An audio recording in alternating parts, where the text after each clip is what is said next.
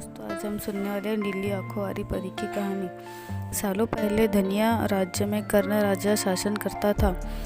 राजा दिल का बहुत साफ था। वह हर त्योहार के दिन लोगों में को दान करते थे। इस साल भी एक त्योहार के अवसर पर राजमहल में दान लेने वालों की भीड़ लग गई। राजा ने सबको भर भर कर दान दिया। अंत में कमर झुकाते हुए एक महिला राजा के पास दान लेने पहुंची, लेकिन तब तक राजा के पास दान देने के लिए कुछ भी नहीं बचा। राजा ने तुरंत अपने गले से हीरे का हार निकालकर उस महिला को दे दिया। वह महिला राजा के सिर पर हाथ फेरते हुए आशीर्वाद देकर चली गई। अगले दिन राजा अपने बगीचे में बैठकर सोच रहे थे कि मेरे जीवन में एक पुत्र की कमी है। भगवान ने मुझे सब कुछ दिया है, लेकिन एक पुत्र सुख पता नहीं क्यों नहीं दिया। तभी राजा गोद में आकर एक आम गिरा। राजा इधर उधर देखने लगे। उनके मन में हुआ कि आखिर यह आम मेरे गोद में आया कैसे। तभी कुछ देर के बाद उन्हें बहुत सारी परियां दिखाई दी। उनमें सब परियों में एक नीली आंखों वाली परी राजा के सामने बोलने लगी, इस आम को अपनी पत्नी को देना। यह आम तुम्हें पुत्र रत्न देगा। इस खाने के 9 महीने बाद ही तुम्हारी पत्नी माँ बन जाएंगी। वैसे तुम्हारे भाग्य में पुत्र सुख तो है नहीं, लेकिन तुम दिल के साफ हो और बहुत दानी हो, इसलिए तुम्हें यह सुख मिला है। बस यह सुख तुम्हें सिर्फ 21 साल तक मिलेगा। जैसे ही तुम्हारे बेटे की शादी होगी उसकी मौत हो जाएगी। राजा ने दुखी मन से नीली आंखों वाली परी से पूछा, क्या इसका कोई उपाय नहीं है? परी ने कहा, राजन, कल मैं कमर झुकाती हुई एक साधारण महिला के रूप में तुम्हारे दरबार में दान लेने के लिए आई थी। देखो, जो माला तुमने मुझे दी थी वो मेरे गले में है। तुम्हारे इसी कर्म और दूसरों की मदद करने की भावना के कारण मैं तुम्हें पुत्र का आशीर्वाद देने आई हूँ।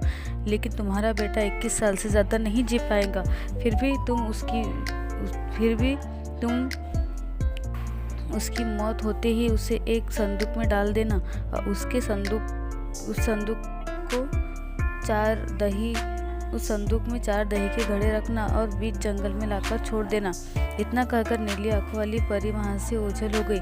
राजा ने महल में जाकर सारी बात अपनी पत्नी को बता दी। उसने आम खाने के लिए दे दिया। राजा की पत्नी आम खाने के ठीक 9 महीने बाद एक पुत्र को जन्म दिया। बेटा होने की खुशी में राजा ने बहुत बड़ा जश्न रखा। बेटे के जश्न के बाद बेटे का नाम देव रखा गया। होते होते देव की उम्र 21 साल की हो गई। उसके विवाह के प्रस्ताव आने लगे। राजा ने एक बुद्धिमान लड़की वत्सला से अपने बेटे की शादी करा दी।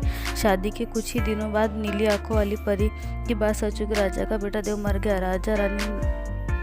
राजा और रानी नीली आंखों वाली परी की बात भूल गए थे। जब देव का अंतिम संस्कार के लिए राजा लोगों के साथ शमशान की ओर बढ़ने लगे तो राजा को परी की बात याद आई। उसने तुरंत सबको एक बड़ा सा संदूक और 4 दही के घड़े लाने के लिए कहा।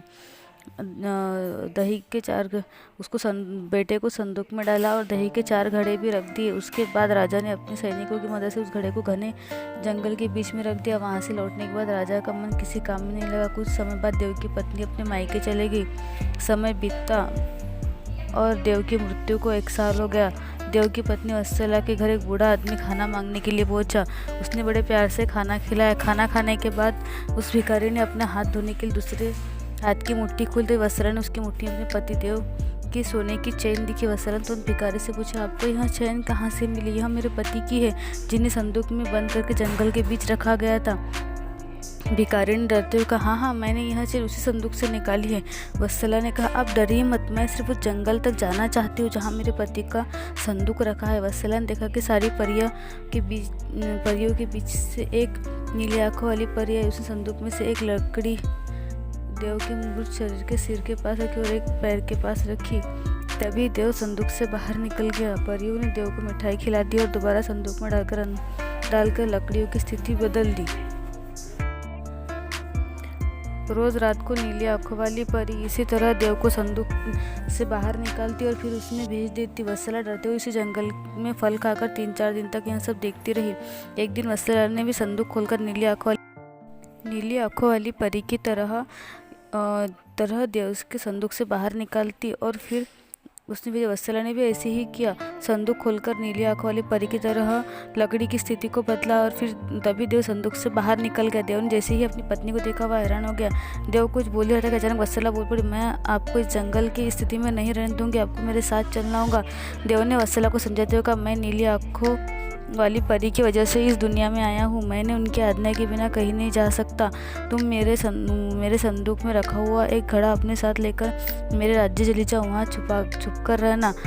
तुम्हें 9 महीने बाद पुत्र होगा। जब मैं तुमसे मिलने आऊँगा अब तुम लकड़ी की स्थिति बदल कर मुझे पहले की तरह संदूक में जाने दो। वत्सला ने अपने पति के कहे अनुसार ही किया। सबसे पहले संदूक में पति को भेजा, फिर वहाँ दही का घड़ा लेकर रूप बदलने के बाद राजमहल पहुंचे और रानी को चिट्ठी भेजकर रहने के लिए जगह मांगी। रानी ने दया करके उसे राजमहल के पास ही एक कमरा रहने के लिए दिया। जब रानी को पता चला कि वह गर्भवती है तो उस रानी को उसका ख्याल भी रखने लगी। जब वत्सला ने बच्चे को जन्म दिया तो देव उसे मिलने के लिए आया और उस समय रानी के पास से ही गुजरे तो उन्होंने अपने बेटे को पहचान लिया। रानी सीधे देव के पास पहुंची और पूछने लगी, यह तुम्हारी पत्नी है, यह तुम्हारा पुत्र है, तुम जीवित हो? अब मैं तुम्हें कहीं नहीं जानती हूँ। देव ने कहा, माँ आपके साथ नहीं आ सकता हूँ, इसका एक ही उपाय है, आपको अपने पोते के लिए एक उत्सव रखना होगा।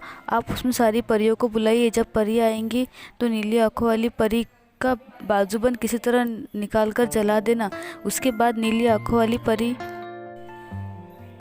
से मेरे जीवन का वरदान मांग लेना। इतना कहकर राजकुमार देव वहाँ से चला गया। उसकी माँ ने दुखी मन से उसको विदा किया। कुछ ही दिनों में रानी मैत्री ने अपने बेटे देव के कहे अनुसार जश्न रखा। उसमें सारी परियों को बुलाया। सभी जश्न में डूब रहे। तभी रानी मैत्री का पोता रोने लगा। रोते बच्चे को देखकर नीली आंखों वाली परी ने उसे अपनी गोद में उठाया। तभी रानी मैत्री ने परी से कहा, देखिए ना, इसे आपका बाजूबंद पसंद आ गया है। तभी आपके पास आते ही इसने रोना बंद कर दिया। क्या आप कुछ देर के लिए अपना बाजूबंद इसे खेलने के लिए दे देंगी? परी ने तुरंत अपना बाजूबंद उस बच्चे को दे दिया। और रानी मैत्री ने इसी मौके का इंतजार था। उसने सबकी नज़र बचाते उस बाजूबंद को आग में जला डाला। नीली आंखों वाली परी ने अपने जलते बाजूबंद को देखकर मैत्री से पूछा, आपने यह क्या किया? अब हम आपके बेटे देव को अपने पास उस जंगल में नहीं रख पाएंगे। यह सुनते ही मैत्री ने रोते हुए परी से प्रार्थना की। उन्होंने कहा, आपकी कृपा से मुझे मेरा बेटा हुआ था, अब आपको ही कृपा करके मेरा बेटा लौटाना होगा। मैं आपसे अपने बेटे देव की भीख मांगती हूँ। और नीली आंखों वाली परी को माँ का प्यार देखकर दया आ गई और उन्हें आशीर्वाद दे दिया। परी के आशीर्वाद से राजकुमार देव संदूक से निकलकर घर लौट आया। राजकुमार अपने परिवार के साथ खुशी खुशी रहने लगा। दोस्तों, एक कहानी से हमें यह सीख मिलती है, विनम्रता से सबका दिल जीता जा सकता है और सब्र और सही रणनीति से इंसान मुश्किल काम को भी पूरा कर लेता है। तो दोस्तों, कैसी लगी आपको इस नीली आंखों वाली परी की कहानी?